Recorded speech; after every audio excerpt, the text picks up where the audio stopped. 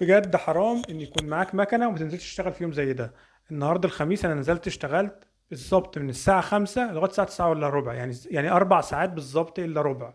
بصوا بقى انا عملت ايه، عملت كام في الاربع ساعات الا ربع؟ قولوا الاول بسم الله ما شاء الله ربنا يبارك لك. عملت اجمالي 635 جنيه. دول عباره عن ايه؟ 13 رحله على الابلكيشن ب 420 جنيه، وخدت معاهم 23 جنيه تيبس و63 جنيه بونص.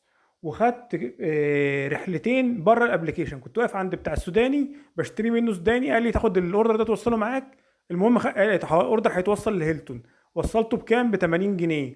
وانا واقف كان في كابتن كمان كنسل الرحله.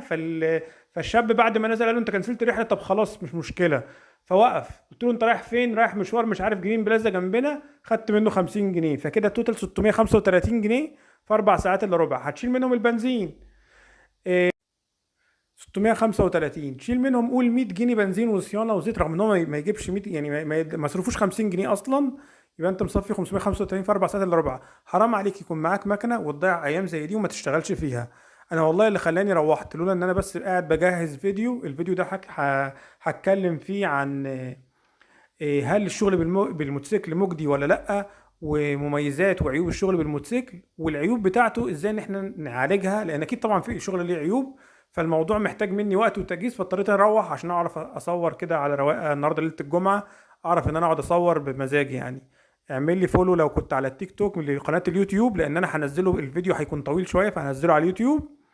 ولو كنت على اليوتيوب خش اعمل متابعه عشان اول ما الفيديو ينزل تشوفه على طول. يلا سلام.